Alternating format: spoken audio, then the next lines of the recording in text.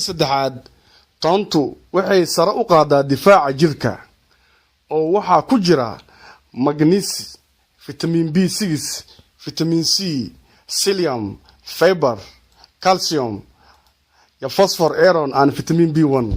faa'iidada labaad ee toontu leedahay waxay kontarooshaa dhiigkarka. cilmi baadhis ayaa waxay caddaysay in toontu ay hoos u dhigto dhiigkarka. dadka dhiigkarka qabaa waa inay maalin walba cunaan jab yar oo toon caydhiin ah iyagoo calooshoodu madhan tahay. faa'iidada saddexaad ee toontu leedahay waxay sare u qaadaa difaaca jidhka. toontu waxaa aad ugu badan fitamiinada ay ka mid yihiin vitamin C, B6 iyo macdanaha selenium iyo magnesium kuwaasi oo si aad ah sare ugu qaada difaaca jirka. faa'iidada toonta waxay hormarisaa caafimaadka wadnaha. toontu waxay si aad ah ugu fiican tahay caafimaadka wadnaha. waxay caafimaad ka geysataa in ay hormariso wareegga dhiigga. waxay hoos u dhigtaa kolestaroolka waxaanay ka hortagtaa cudurrada wadnaha ku dhaca. sidoo kale waxay ka hortagtaa in halbowlayaasha wadnaha ee dhiigga ay cidhiidhi noqdaan taasi oo ah waxa ugu badan ee sababa wadna istaagga.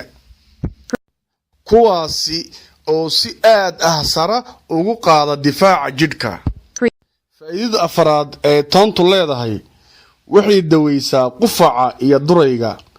toontu waxay si weyn u daweysaa qufaca iyo durayga. sidoo kale waxay faa'iido weyn u leedahay daweynta xiiqda iyo burukiitada.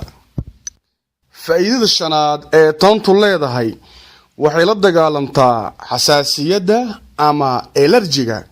toontu waxaa ku jira maadooyin la dagaalama fayraska iyo bararka kuwaasoo jidhka ka caawiya inuu la dagaalamo noocyada kala duwan ee elerjiga ama xasaasiyadda. faa'iidada lixaad ee toontu leedahay waxay caawisaa dheefshiidka.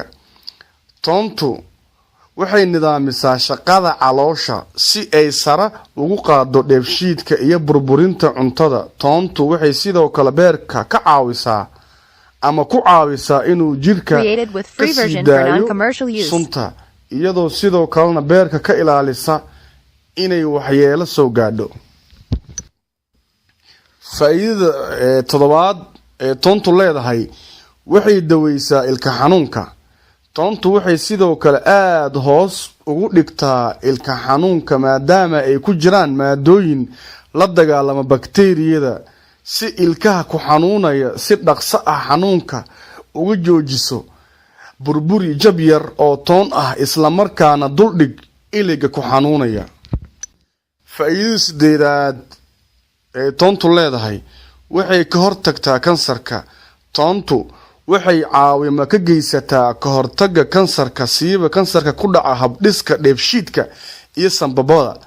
dadka taariikh ahaan qoysaskooda oo kansarku ku lug leeyahay waxaa lagula taliyaa inay si joogto u cunaan toonta si ay hoos u dhigaan khatarta ay ku jiraan noocyo badan oo kansar ah ay ugu jiraan.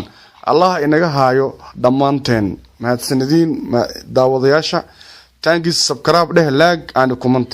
مع السلامة.